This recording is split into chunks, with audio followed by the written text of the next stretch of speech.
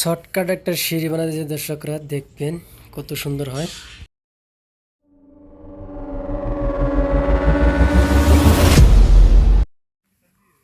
তো দর্শকরা আমি ইতিমধ্যে দেখতে পাচ্ছেন 10 ইঞ্চির অল্প কম দিছি কেন কি এটা আমরা মারছি 11 ইঞ্চি। তো 11 ইঞ্চি মধ্যে পাক্কা 11 ইঞ্চি আছে, ধরুন যারা 1 ইঞ্চি তক্তা আছে। তো এটা আমরা 11 ইঞ্চি করে মার করে নিয়েছি। আমরা ইতিমধ্যে 3টা ফিটিং করে নিয়ে গিয়ে খালি এটা করে গজাল দিয়ে আটকাতে দিয়েছি দর্শক। তো ফাইনালি আপনাদেরকে যাই কিন্তু 10টা ধাপি হবো। তো 10টা ধাপি আমরা ইতিমধ্যে শেষ করবো। তো রোড শট বানাই ক্লিয়ার হয়ে গেলে ধাপি মারবো। তো দেখতে পাচ্ছেন ইতিমধ্যে আমরা যে ধাপিগুলো রেডি করলাম, 3টা ধাপি। তক্তা নাই গিয়া, তক্তা থাকলে আমরা এটি মারবেন চেষ্টা করতেছি।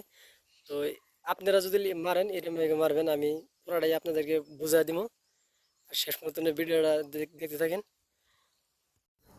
তো বিবাস আমাদের সিঁড়ির কামটা ইতিমধ্যে ফাইনালি হয়ে গেছে গা, দেখতে পাচ্ছেন কমপ্লিট ক্লিয়ার হয়ে গেছে গা। আপনারা যদি সিঁড়ি মারেন তো এইভাবে মারবেন। আর ইতিমধ্যে দেখতে পাচ্ছেন ছাদের রড বিছানি হয়ে গেল গা, ছাদের ওয়ারিংয়েরও কাম হয়ে গেল গা, পাইপ লাইনের কামগুলো হয়ে গেল গা। তো দেখতে থাকেন, ভিডিওটা খুবই ভালো লাগবে, কাম শিখতে পারবেন।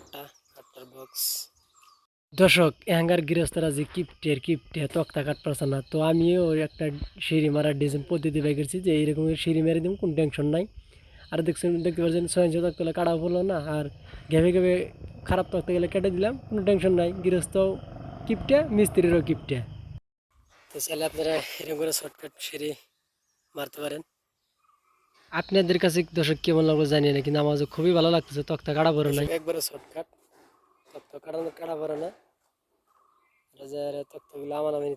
দর্শক কামটা দেখে আপনাদেরকে কেমন লাগলো, তো ভালো লাগলে সাবস্ক্রাইব শেয়ার অবশ্যই করে দেবেন। আর আপনারা ভালো থাকেন, আমিও দোয়া করি। তো দর্শক আমাদেরকে দোয়া করবেন।